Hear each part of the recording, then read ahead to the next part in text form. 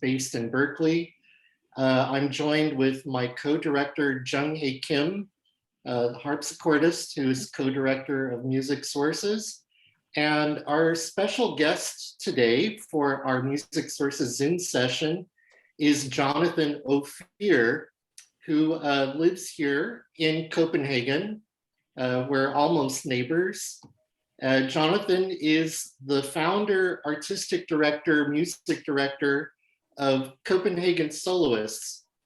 And just to give a little bit of background, from my perspective, when I moved to Copenhagen 8 years ago, I noticed some of John's projects. The first concert I saw him do was not a semi-stage, but a concert version of Monteverdi's Orfeo. And then he invited me to participate in a concert of Handel and Bach. And I got my first concerto debut in Copenhagen via Jonathan, playing Bach's D minor concerto. And I've been performing with his ensemble ever since that time. And I've watched the organization grow from chamber projects to smaller orchestra projects, and now Jonathan embracing doing maverick work in late classical and early romantic music on period instruments. And so this last season, we saw him performing Beethoven's Fifth Symphony and Seventh Symphony on period instruments. I think the first time in Copenhagen or in Denmark, if not Scandinavia. Fantastic concert. Unfortunately, there wasn't any room for me to play on either the harpsichord or the forte piano, but it was really spectacular to watch this ensemble grow into such a size and embracing this repertoire. So I think this will lead into one of my first questions to Jonathan. Jonathan, welcome. Everybody, welcome. And my first question is one that I hear a lot, and I don't always have a very good answer for it.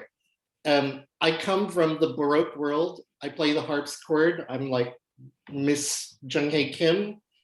We're harpsichordists, and when we think about early music, we think about Baroque music, and we have occasional forays into music that goes backwards, but not so much forward. And, you know, when you live in a big town like San Francisco, you have the San Francisco Symphony, there's the Los Angeles Symphony. I mean, there are all these great modern orchestras. And, you know, one might ask, so why do symphonic repertoire the early music way? Why bother? If you have great orchestras on modern instruments that play this repertoire,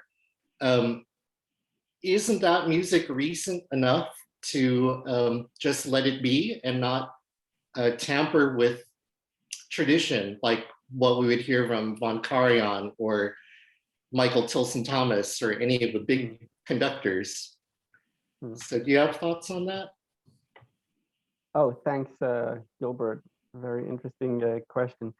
Well, okay, let's start historically in the sense of newer times. So if we're looking like half a century back, even more than half a century now, 60s, 70s, you had this movement which was looking into performance practice, but also really instruments of, especially of the Baroque period, and checking out like how did these instruments actually play and how did they sound like? I think that when you go back to the Baroque, as opposed to what we had, you know, a culture of until half a century ago, maybe or so, of playing the Baroque music, like, then you get to see a really stark difference. And I'm talking about using a really different instrument, for example, a piano rather than a harpsichord to play Bach's music, which was written for harpsichord, decidedly music for harpsichord, like, for example, the Fifth Brandenburg, which is extremely idiomatic for the harpsichord and stuff like that. And it was simply a practice. I mean, people still do it, but we know that that's a very, very different sound. And the exploration of the instruments, it's not like harpsichords didn't exist, but there was like this new world and a new way, new tradition to play this, even the Baroque music, and this was challenged. So even the violins, they looked into the earlier violins, because with violins, it's like, you usually played on a modern violin, and who would play on a Baroque violin? Who would like really go into that stuff? Isn't that really nerdy? They went into this in the wind instruments, in the string instruments, in the keyboard instruments, and all of this also created a certain effect. I mean, once you also use instruments that make sort of less noise, smaller ensembles, smaller orchestras, suddenly that also had an impact on even the voice. And I'll tell a little anecdote. You might know Jill Feldman, the soprano.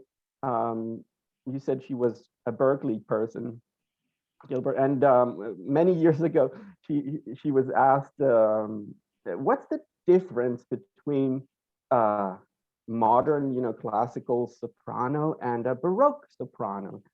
And she said, a Baroque soprano is much less loud. Or she said it the other way, modern soprano is much louder, and it's very generalist, and it's kind of funny anyway. But it says something. I think what it's trying to say is that you needed less of the makeup on the voice, with the big vibrato and with the big voice, because you didn't have to cut through an orchestra of a Wagnerian orchestra of 70 people when you were playing, when you were singing John Dowland or Purcell with the lute. No one wants to hear that stuff. It wouldn't be balanced and so on. So all of this playing, exploring of the actual instrument technology had an impression upon the voice and other areas. And now, as this went on, you got excellent performances, and there was also already exploration into the classics already in the 70s. We know some recordings, and notably London classical players with forgot the name now. Roger Norrington. Roger Norrington, and John Elliott Gardner and his orchestra, and so on. You had already explorations into later times, and now we have already explorations into the Romantics and so on. But with this exploration into early music practice came some results, which people began to think, hey, this actually, maybe it sounds actually good, that we don't have this, this sea of vibratos from the violin section when they start the Beethoven's Fifth or whatever it is. And maybe this actually sounds more clear to us. And I think what started to happen was that impressed modern orchestras and modern players. And they even got sometimes, they do it a lot now, get conductors who are historically informed, or you have experience with this practice, and implemented some of this stuff also in their playing. So nowadays you already see once in a while you'll see a modern orchestra where the horns, for example, already apply natural horns or natural trumpets. And it's not like the whole orchestra is starting to play on historical instruments, but some of them do, and it's getting in there. Yeah, that's my thought. I may have brought this up, but I saw a recording of a concert of the modern pianist Yu Jia Wang, and she is playing the Beethoven First Piano Concerto, but she is adding figures when she's leading the orchestra with her back to the audience, and she's playing chords discreetly when there are no solos, and the orchestra is using Baroque trumpets and and early brass with the modern orchestra, and clearly her ideas about the articulation are derived from what has been current with some of the early music gurus. So you're right, it is catching on, it seems, even with high profile modern players. But yeah, but there's an interesting thing to know about this thing. When I said the harpsichord and the piano, that those are two completely different instruments, they are by the fact that one is a pluck instrument, your harpsichord, and the other is a percussion hammer instrument. Oh, going that way up. And you have both, like behind you, you have an early forte piano. That one I know is from 1790 model, right? Like Stein 1790. Behind that is a harpsichord, Baroque, typical Flemish Baroque harpsichord. Now, the interesting thing is in some periods you see that both instruments are used, and there's a kind of shift. So I think the good example of that is that, well, you're going to play Haydn's D major number 11 concerto next year with us on that forte piano, which is a kind of perfect instrument because the concerto is from 1785. But when he composed the concerto, he wrote that this is a concerto for forte piano or harpsichord, and the thing works actually perfectly in both versions. It's also the way the way the music is constructed, that it allows for that transparency with the harpsichord. If you just go a few years later and some developments later, I mean, I'm not sure that I would say on Mozart's D minor concerto for piano, forte piano and orchestra, which we'll do in September, I'm not sure I'd want a harpsichord playing that. Yeah. You know what I mean? It becomes much more idiomatic for the forte piano. So there is also a historical shift. So it's not like just this or just that. And it's interesting to see that in these periods, they were testing possibilities and various possibilities, very radically different possibilities existed as options in the same period. You could even say that, well, you mentioned that the harpsichord is not the forte piano, vice versa, but you can also say that that the development of the forte piano into the modern piano, it's a rapid development, and it's always like gradual. So you can almost say that no forte piano is really quite alike.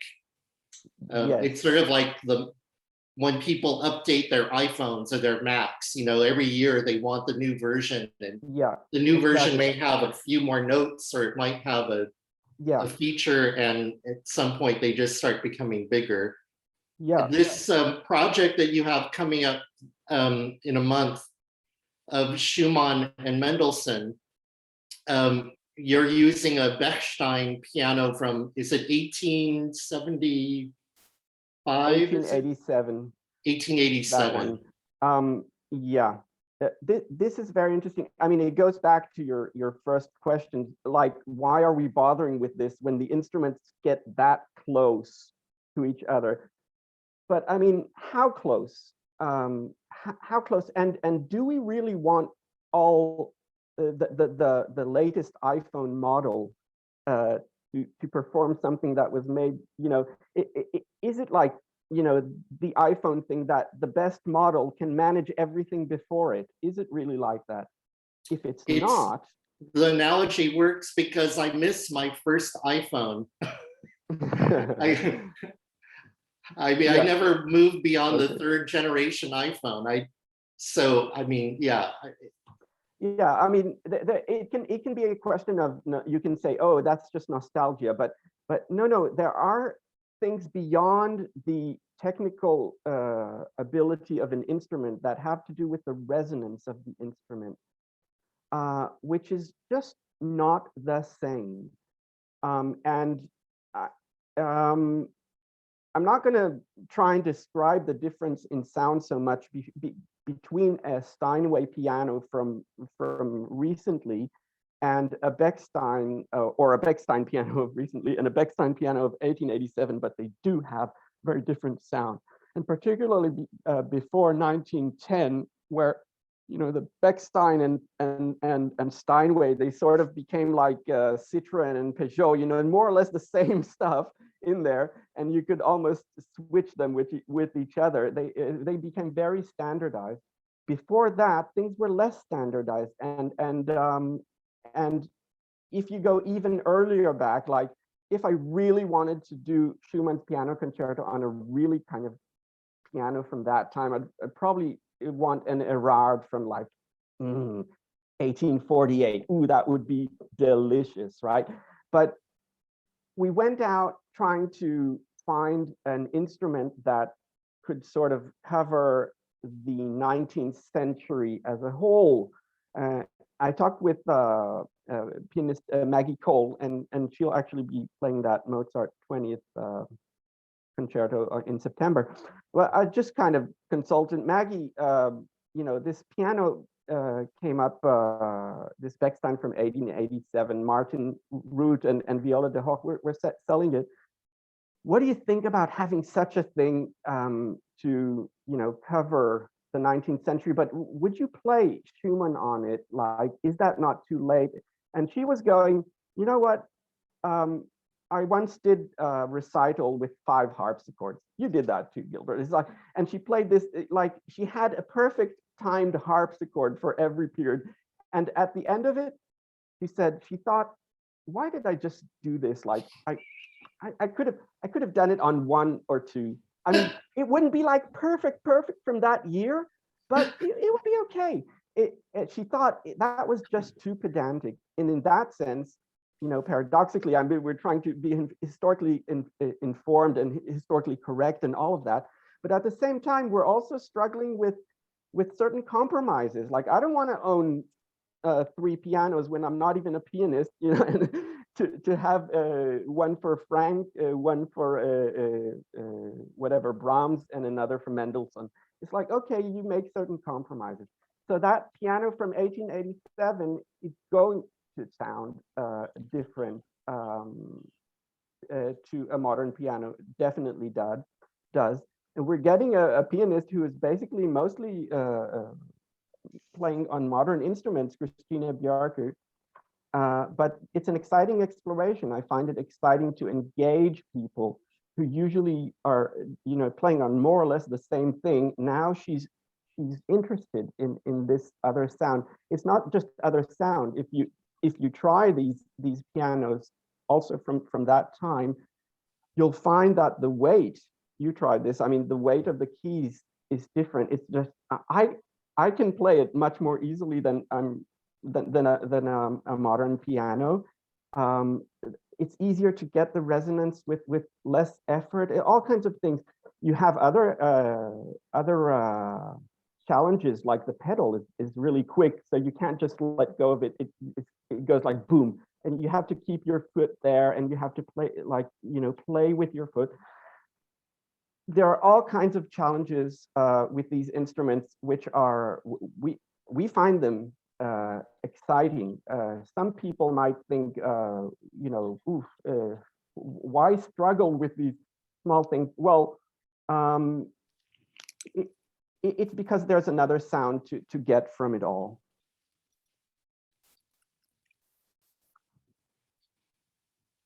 As far as this project, Mendelssohn Schumann, the wind instruments, now some of those may look somewhat familiar, and some may not. I mean, I'm assuming, what pitch is the concert going to be at for Mendelssohn Schumann? Is it at modern pitch or low or? we're going to do it in 440, and that's because the piano holds fine on 440. If you went historically accurate, the Viennese pitch at that point in time, people would probably have instruments of 438, 2 hertzes, very, very little difference. If they had the historical instruments, they would mostly be pitched for that. But to press in, press the reed in 2 hertz is a tiny, tiny difference. So they can do that. And yeah, the pitch thing is it's a tiny, tiny difference. Most orchestras today do 442. Yeah, tiny differences. But in terms of the instruments that are being used, well, there have been certain discussions here. I've been involved in them. For example, with the trumpets, I think it's a good example. Basically, it can be quite surprising, but you have to get to, in terms of orchestral music, you have to get like to the 1870s, I think, or something like that, with after like Dvorak's time, there to start getting demands for instruments, for brass instruments with pistons.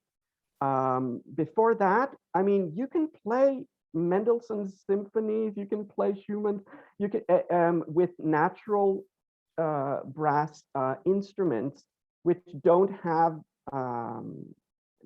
valves.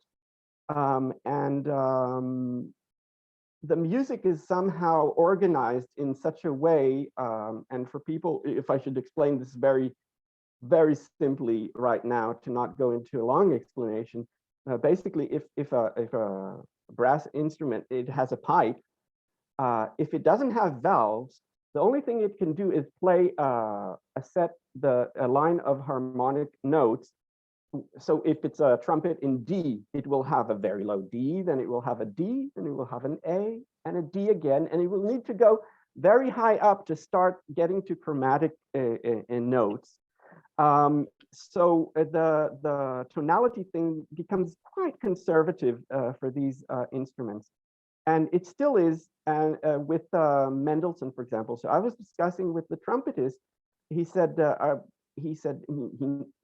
lot of people actually play this on Baroque trumpets. You can play that repertoire. Beethoven, you can play on Baroque trumpets. But there was a development in the trumpets anyway, even without the valves and the pistons. Invention trumpets, and they give a little bit of a different resonance in the lower, especially in the lower notes, and they have explored that. They have played on those for the Beethoven already. So although they were not looking at using valve keyed trumpets, still they're looking into the instruments that are of the time. And yeah, it's an exciting exploration. Super. Do you have some examples for us from the Beethoven? This is regarding, performance practice like tempi and articulation, that kind of thing, or? Yeah, we lined up. I lined up like 4 examples from our Beethoven stuff, because I think Beethoven is a good channel into the romantics. Many people would say he is in his music, a kind of bridge between classicism and romanticism. And so I have these 4 examples from our performances of the 7th and the 5th. So I thought, William, if you'd put this video of the 7th, just the opening of the 7th, and you sort of get to hear a few instruments presented just right before you start. So you'll hear these huge forte chords in the whole orchestra, and then suddenly it's a solo. First it's the oboe, and then it's the clarinet, and then it's the horns, and then later you'll hear sort of the strings. Let's just hear how that orchestra sounds like that, yeah?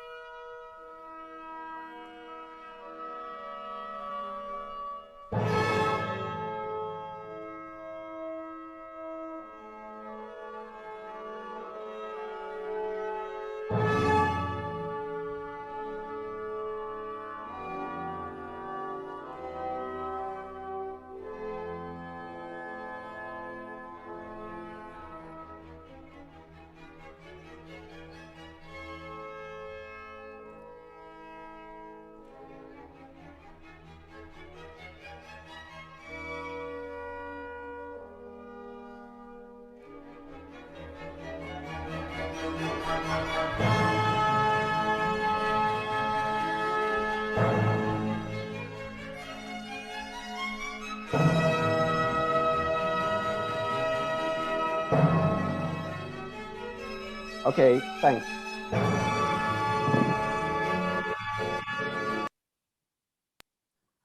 Okay, amazing music, and we can hear that orchestra can actually make a big sound. Although the instruments in themselves, you would say that they make less noise than modern instruments, but things are also relative.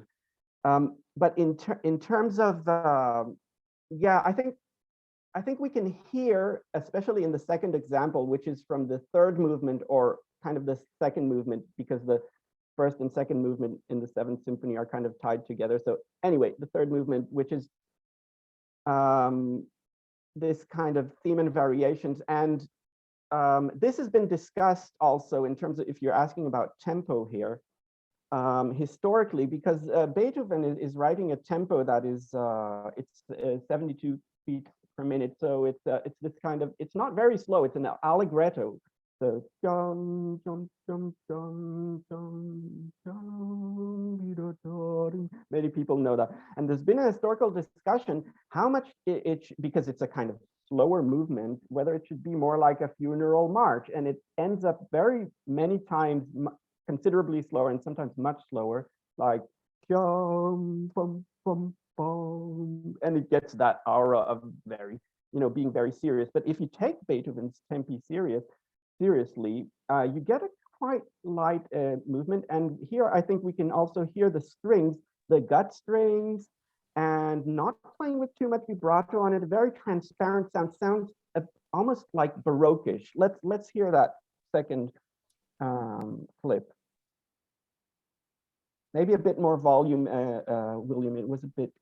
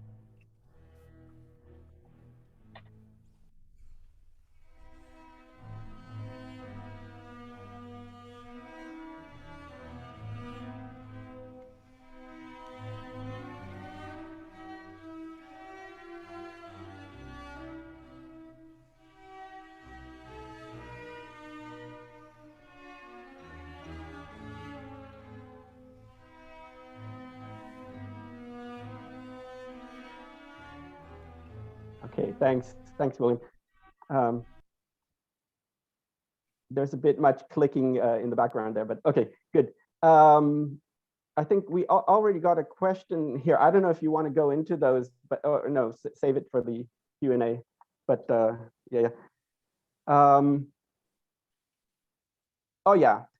In terms of tempi, and I'd also, okay, let's take William, if you can take actually the last example, and this is from the fifth and the opening of the fifth. And I want to tell about what happened in our rehearsals, because I thought it was an amazing experience. Well, it was amazing to play it, but we had this experiment because, well, everyone knows this one, right? Da, da, da, da. And because everyone knows this, and because it's become this kind of iconic thing, it often exists in its own universe of tempo even. So you will see like, okay, the conductor is coming, and then the orchestra does something, and it's slower than the actual tempo. It's da da da da. And those fermatas, like these breaks, and they become very, very long. Da, da, da, and becomes very massive, and then the piece starts. But if you take and usually the tempo of it is not 108 like Beethoven says, which is like that's fast. It's usually just a touch slower, more controlled, and so on. But if you take Beethoven's tempo absolutely and take it radically, then what you have is more the effect of running with full speed and then hitting a brick wall. It's like da da da da da da da da. It wants to run, but it doesn't. And I tried to get that effect with the orchestra, and it was really hard. Something like stopped the orchestra. It was not. They were not like responding to my signal. There was a touch of a delay, and then they were slower, and then they stopped, and everyone was doing something. And I asked, guys, can we just do an experiment? Can you play this without the fermatas? Fermatas is like a sign that says stop on this bar. So Beethoven has marked, I'm doing it slowly, has marked da da da dum. There's a parking there, fermata there, and again da da da dum. There's another fermata there. It's actually a bar and then a bar with a fermata, and then it continues without the stopping. But if you omit the fermatas, what you have is okay, and that should be really simple. I mean, everyone can do that. And we tried, okay, do it without, and we tried it, and it was damn hard.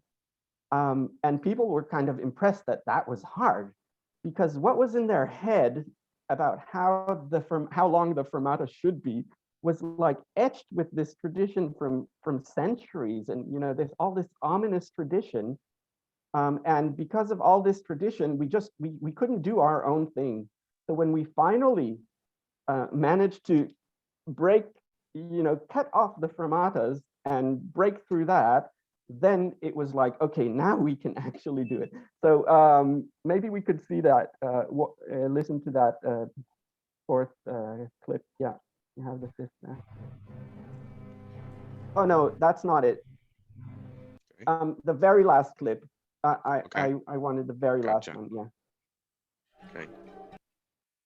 Okay. Or just start it from the very beginning. Gotcha.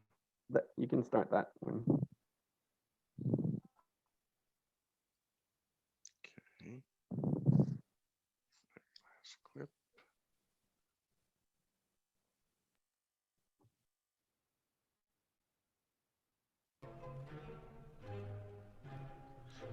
You want to start from the very beginning? Very top, yeah. 4 seconds, fine.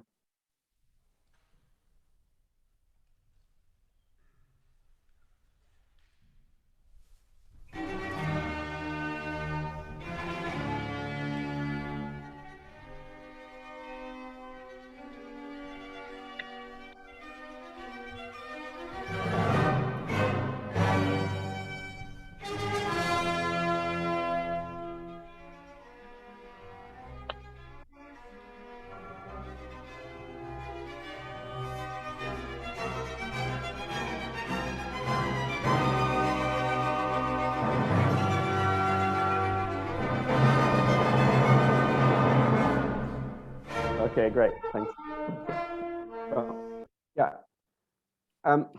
and you could say, okay, how much is that is the instruments, and how much is that is the practice performance of what we do with the music? I think a modern orchestra could do just all that, but you have that, and you have the instruments, and all of that together. I find that exciting, trying to go back and peel off the layers of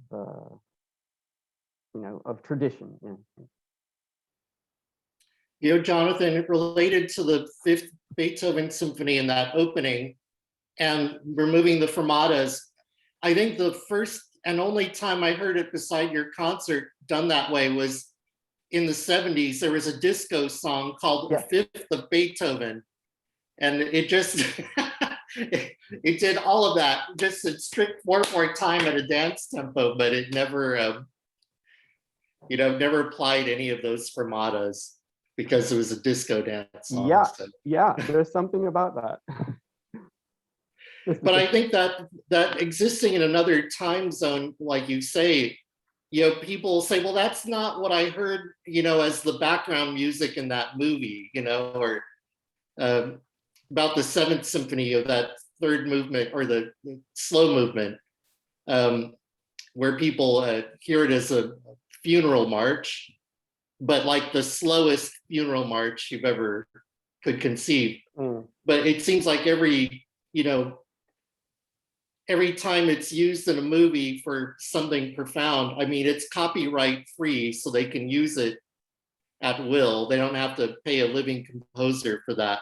For that bit. So I think like in popular, reference, people just, they may not know the music, but they do know that it's supposed to be slow and supposed to be really, really slow and sad.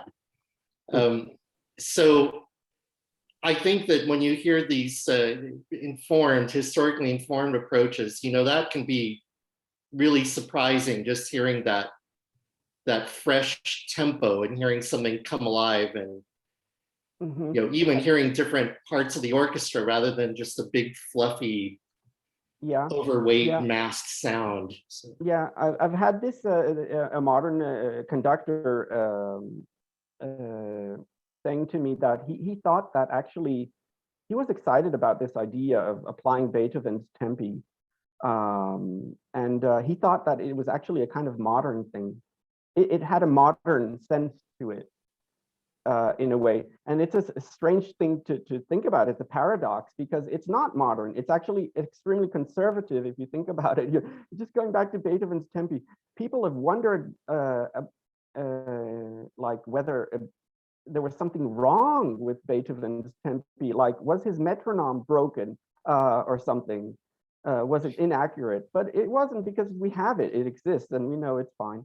So no, and when you try it, yeah, it has a certain radical sense about it. But Beethoven is radical.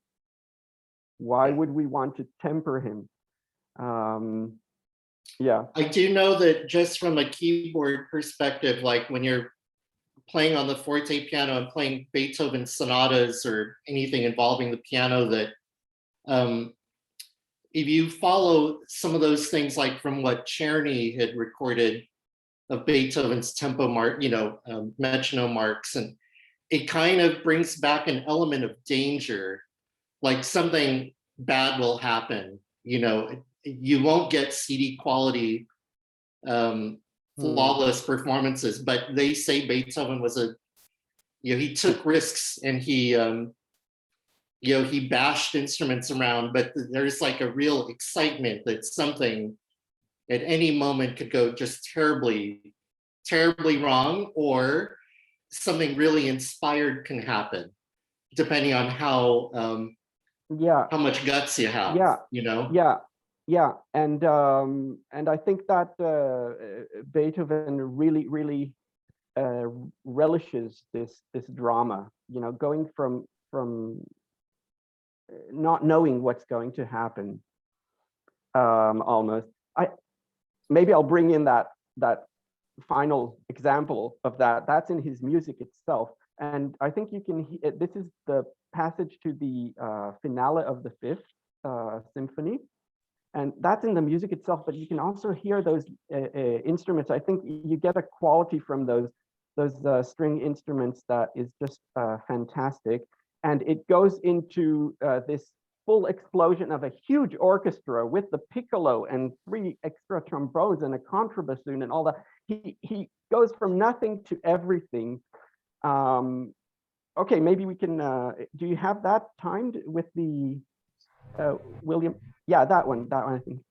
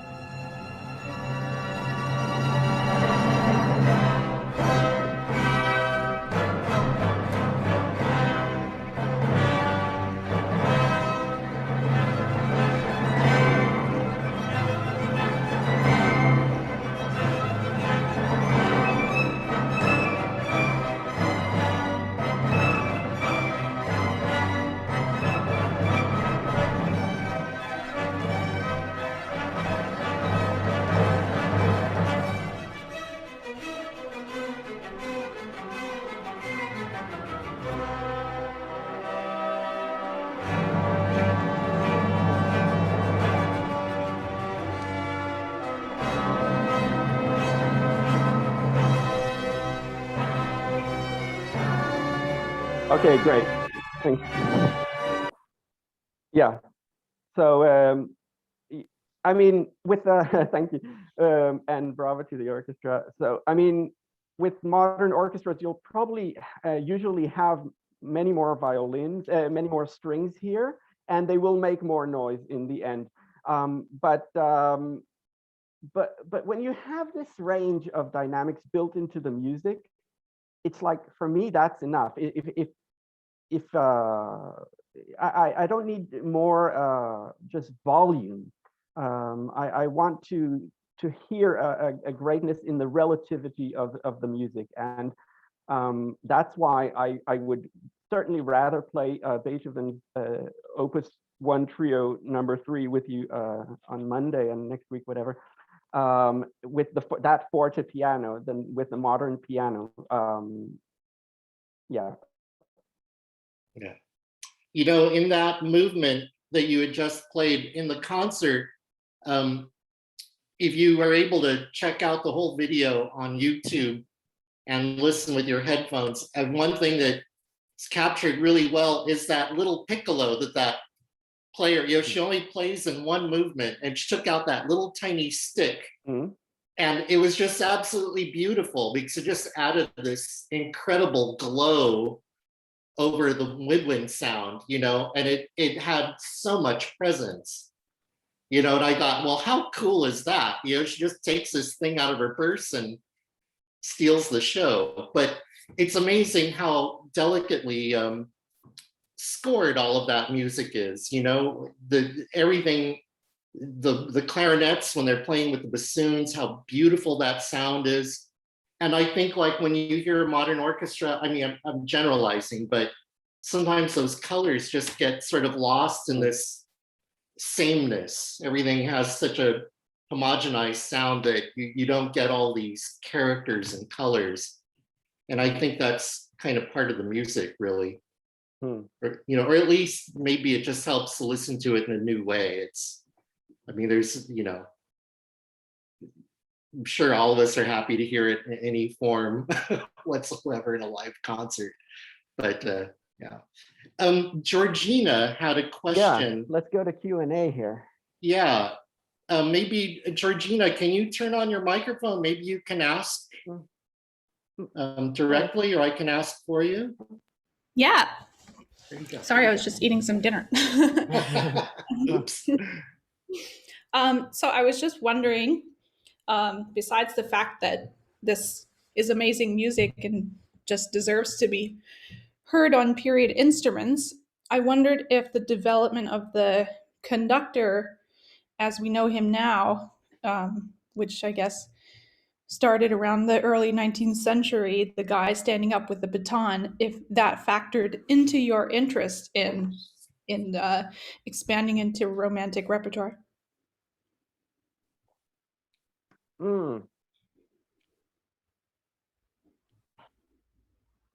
It's an interesting question, and I'm not sure I have a complete honest answer. I'd have to sort of go through what happened with me because I started, you know, with Copenhagen Soloists. I started as a leading concertmaster, so I would play the violin, and you know, we would even do like vocal oratory works. I would just play the violin and sort of conduct it. Of course, you need a very good set of players and singers who are very individualistic, because you're not going to give them everything when you're playing, and I'm not going to play from a score. I you know, but I know the music well enough to sort of give the impulses when necessary. But I must say, there were pieces already in the Baroque which I found a challenge almost too big to do that with, like even Bach's St. John Passion. I remember at some point the shifts from one to another was so big, I just wanted to leave that violin and have both hands free. And I don't know, at some point I had a limitation of dystonia, and I had to stop playing, and suddenly I was conducting. Even Bach's Mass in B minor was the first thing I was like, and it felt a bit naked, like without the violin. But I found a certain something with it. I thought, oh, suddenly I was involved in another way. I was involved more in the whole score, and I was concerned with more than I could be when I was actually playing just my part and everyone playing their part. So I could be involved, with more things. I think it's pretty much you recognize that an orchestra can manage pretty well with a concertmaster for classical music. But if you start getting into Beethoven symphonies there, I think you start getting the problem that the music becomes complex in a way that and you want a person there actually giving the signals. Whether that fact, well, you could say I could now, still stay in the Baroque. I do play the violin again. I could get back to the old model. No, I tend to think that it wasn't such a selfish concern in that way, that I actually wanted to explore later music, and I see like with period instruments, and it's not like we're the first ones doing it here. I mean, Concerto Copenhagen, for example, is, they're playing also classical and romantic music. They have only played one Beethoven symphony, the second, as far as I know. Yeah. So the fifth and the seventh, those were new.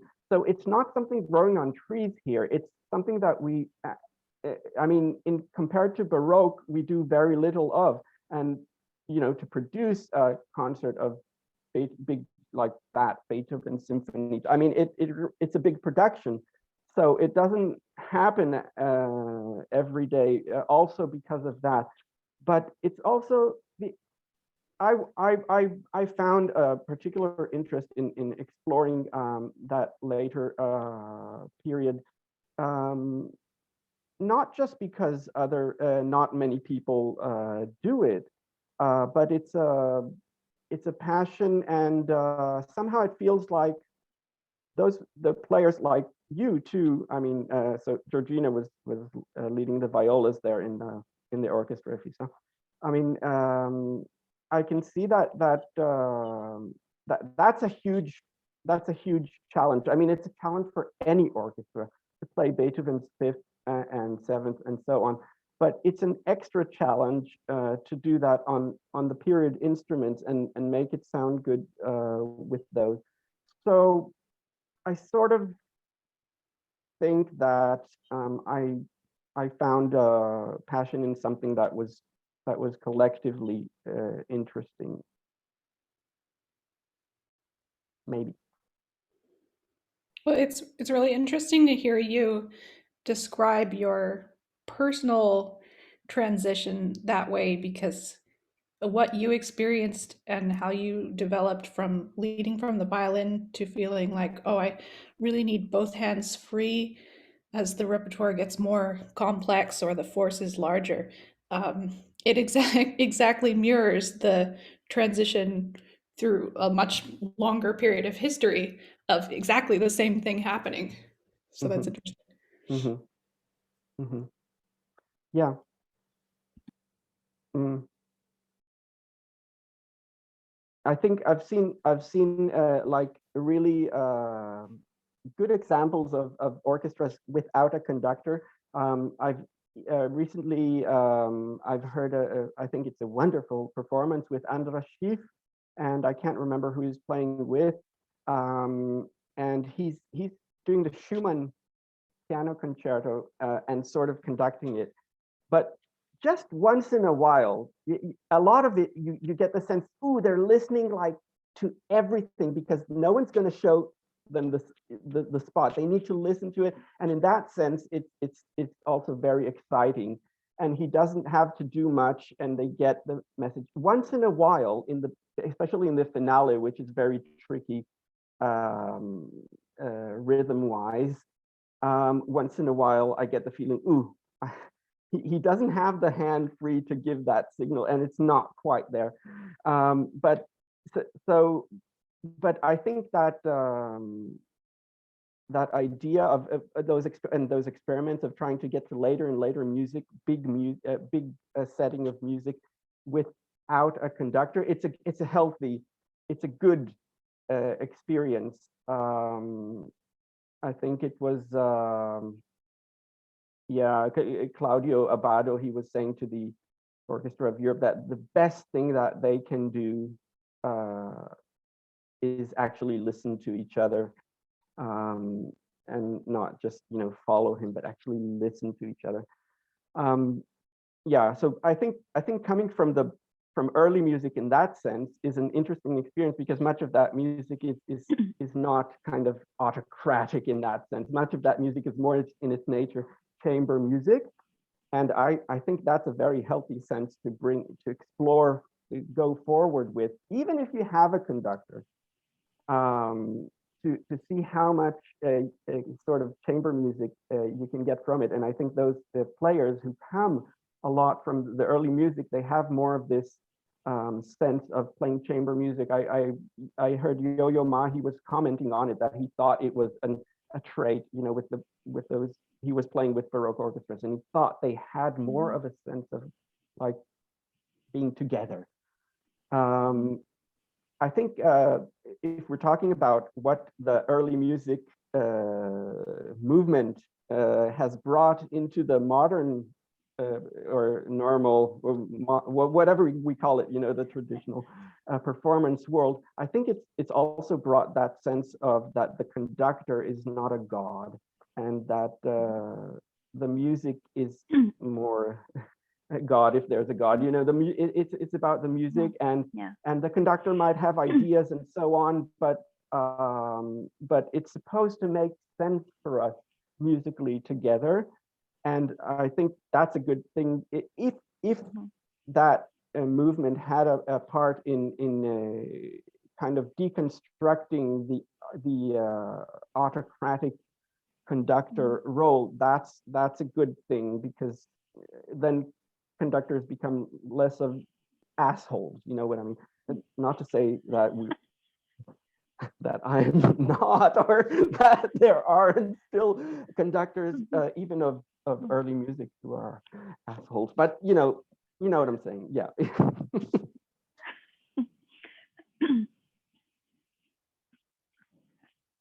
It is On that note.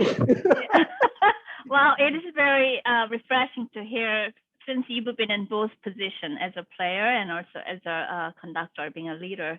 And I think you're going forward with it, because what I see in US is a little different than US, but however, we are slowly going towards to what's based on or influenced by the early music or in Baroque style, that as what Gilbert mentioned, like a lot of keyboardists now, they are playing continuo with, when they're not only they completely drop off their hands off the keyboard, and that's not the usual scene, at least the people who's going forward with this movements and things like that. So I really appreciate the way you're approaching things, that is very different than sort of I'm the leader, just listen to me, this is what I wanted to do, versus as a player. And it's really nice to have meeting like this, that you actually express your thoughts. And I love that idea that you are sharing music, as the music is the most important thing. And I really appreciate that.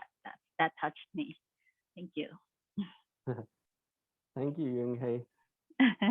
I hear, I haven't been just over there in the recent years, but I hear that well, you were saying it, Gilbert, that Philharmonia Baroque, for example, have so many programs which are later than Baroque, that people sort of go and wonder, are they going to ever play Baroque again? I mean, I heard that it's become quite popular, right? It's, I guess one thing is, I mean, for that unique situation with California, and it's difficult because in their name it's Baroque Orchestra, Philharmonia Baroque, and so I don't know that that was originally part of their mission, you know, and so yeah, it's difficult. And the only thing is that when they've done it by and large, it's, you know, conductors that don't have a lot of experience conducting.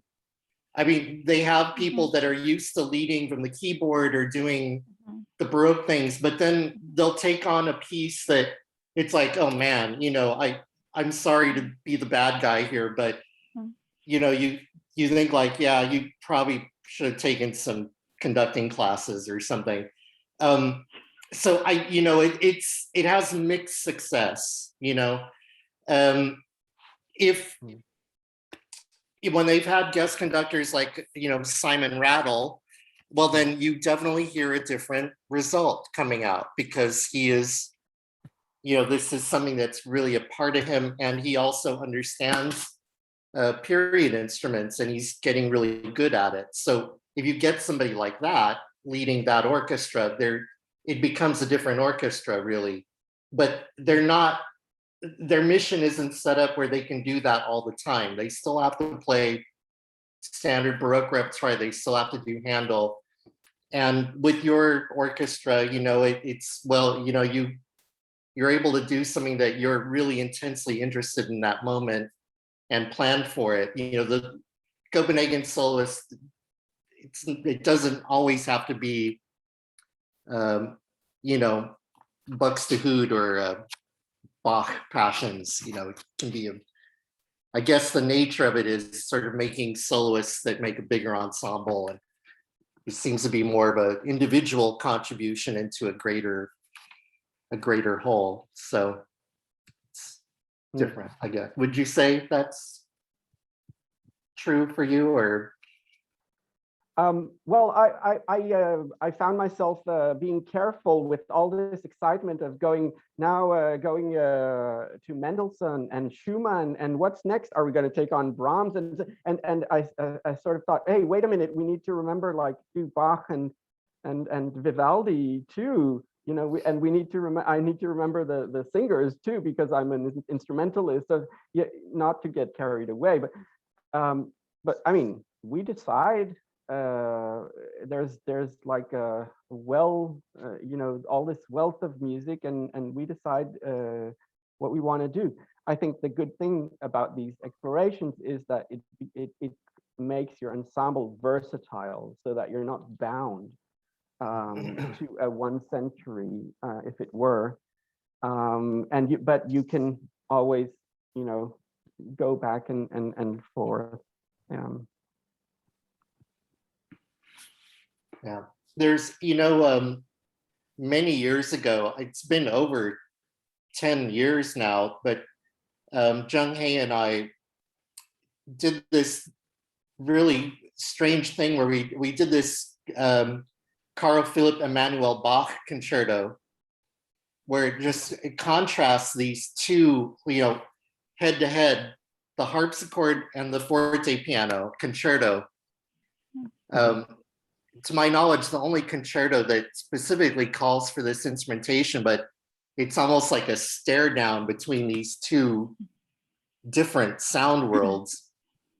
And I have to say that even though it's, you know, within the 18th century, not music that should be maybe conducted with a conductor, in hindsight, I think Jung Hae and I would have loved if there had been an empathetic conductor, because we were really quite busy with our hands, you know, and it's, you know, Carl Philipp Emanuel Bach's music is so strange that you often, you know, need someone there to give some kind of, but it would be great to do that piece again. That's a hint. Right. Okay. Heard. Okay. Isn't it about time? Yeah. Oh yeah, it is, I guess. Well, Jonathan, thank you, and thank you everybody for coming. Jung Hae, thank you for setting all this up and co-hosting. William, thank you for the technical assistance. and everybody for coming. Check out the links of Copenhagen Soloists for the Beethoven concerts, and I'm sure there are more to come. Thank you, Jonathan. And everybody have a good evening. Thanks again. This is a lot of fun. Thank you so much. Thank you very much. Thank you very Everybody, much. thank you. Thank you. Thank you. Thank you, Jonathan. Thank you.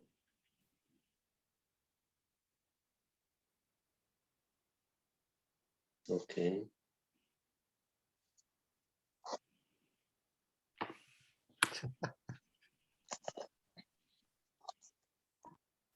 Oh, is Jonathan there still? Did he leave? He laughed. You're kidding me. He laughed. Dork. Is he gonna come back in or what? He had to go to the bathroom. Maybe not. Okay, I'm gonna stop the recording now.